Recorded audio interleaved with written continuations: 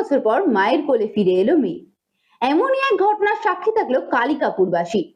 সুদূর স্পেন থেকে ২৬ বছর পর মা কবিতা সরকারের সামনে এসে দাঁড়ালো স্পেনের প্রিয়া।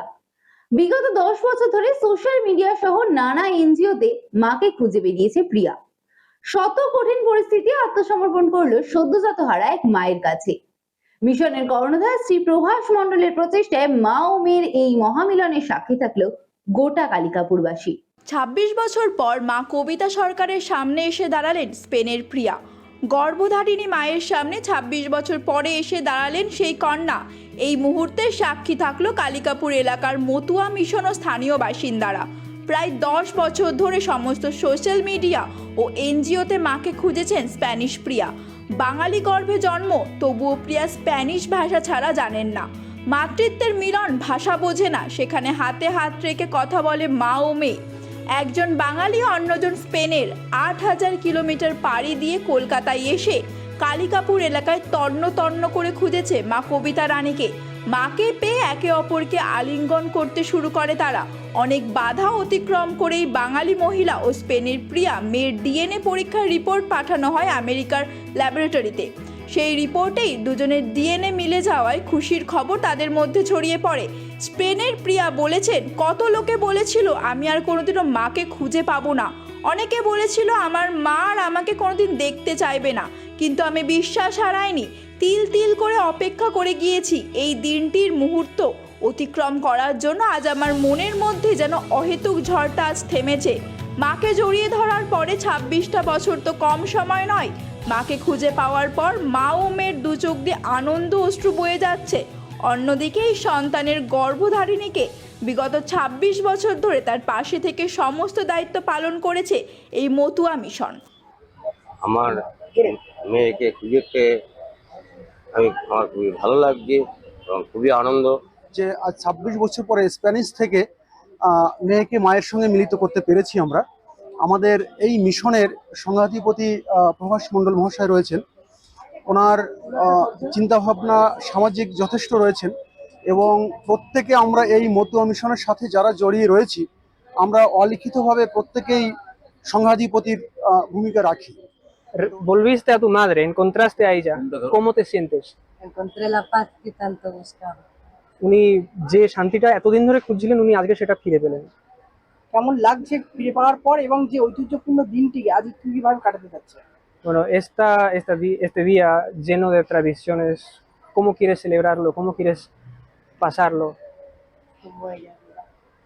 উনি যেরকম ভাবে বলবেন উনি সেরকম ভাবেই কাটাতে রাজি। সাথে স্পেনে যাওয়ার ভাবনা আছে না মেয়ে এখানে আসবে? মেয়ে তো দেখুন, আমি ওনার বাবা আছে, মা আছে, আমি তো নিশ্চয়ই চাইবো না যত হলো আমি এত বছর ওকে কিছু করতে পারিনি, কিছুই করতে পারিনি। আজকে আমি ২৬ বছর পর ফিরে পেয়েছি বলে বলবো না যে তাদেরকে ছেড়ে তুমি আমার কাছে আসো। ওনাদের কাছে যেরকম এত বছর থেকেছে। বাচ্চাকে সঠিকভাবে বড় করতে যদি বাচ্চাকে ভালো করে বুঝতে পারি, জানতে পারি, চিনতে পারি, তাহলে কিন্তু আমাদেরকে মানুষ করতে অনেক সহজ হবে। আমরা একটা উপায় আমাদের কাছে আছে, DMIT, demographics multiple intelligence test. আমরা আজকে একটা অদ্ভুত জিনিস নিয়ে কথা বলবো, যে জিনিসটা আমরা সবাই চাই বাচ্চাকে সঠিকভাবে বড় করতে এবং বাবা মা হিসেবে বাচ্চা যাতে বাবা মার চেয়েও আরও ভালো শাইন করে, আরও ভালো যেন কাজ করে, সেটা সব বাবা মাই চায়। এর জন্য আমরা যদি বাচ্চাকে ভালো করে বুঝতে পারি, জানতে পারি, চিনতে পারি, তাহলে কিন্তু আমাদেরকে মানুষ করতে অনেক সহজ হবে।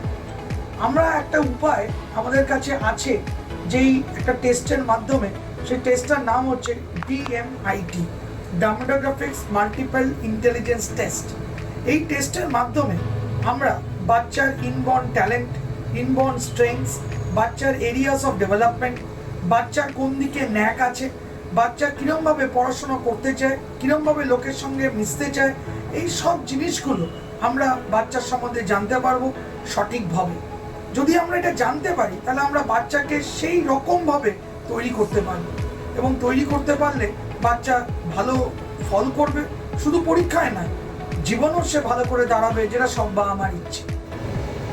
হ্যাঁ, আমরা আজকে এখন দেখাবো এই যে অদ্ভুত যে প্রসেস বা অদ্ভুত যে একটা টেস্ট, সেই টেস্টটা কি করে হয়। যে টেস্টটার নাম DMIT, ডামোডোগ্রাফিক্স multiple intelligence test. Saugata, এবার তুমি শুরু করো। আমরা একটা ফিঙ্গারপ্রিন্ট মেশিন নিয়ে এই কাজটা করা হয় এবং এই ফিঙ্গারপ্রিন্ট মেশিনে কিন্তু শুধু DMITর জন্যই কাজগুলো করা যায়। প্রথমে আমরা লেফট হ্যান্ডগুলোকে আগে নেব, তারপরে আমরা রাইট হ্যান্ড নেব। এই দুটোরই আমরা ফিঙ্গারপ্রিন্টগুলো নেব এবং 3 রকম শেপে নেব, সামনে সাইড 3 রকম করে নেব, যাতে করে আমরা অ্যাকুরেট টু অ্যাকুরেট রেজাল্ট পেতে পারি। অনেকেই একবার নিয়ে রেজাল্ট বের করে, কিন্তু সবচেয়ে বেশি অ্যাকুরেট চাইতে হলে একটা ফিঙ্গারকে 3 রকম অ্যাঙ্গেলে নিয়ে আমরা এই কাজটা করি।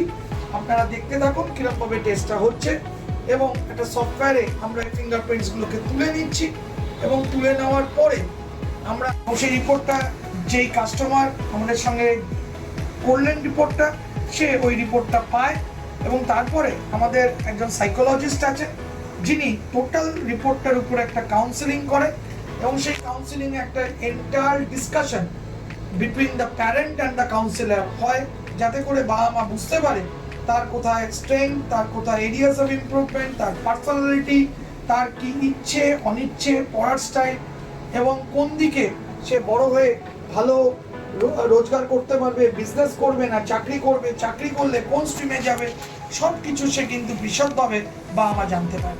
এর সম্বন্ধে বিশদ জানতে যোগাযোগ করুন eMerit Solutions এবং আমাদের ফোন নাম্বার এবং ইমেল আইডি, হোয়াটসঅ্যাপ নাম্বার সব স্ক্রিনে ডেমনস্ট্রেট হচ্ছে বা ডিসপ্লে হচ্ছে। Thank you.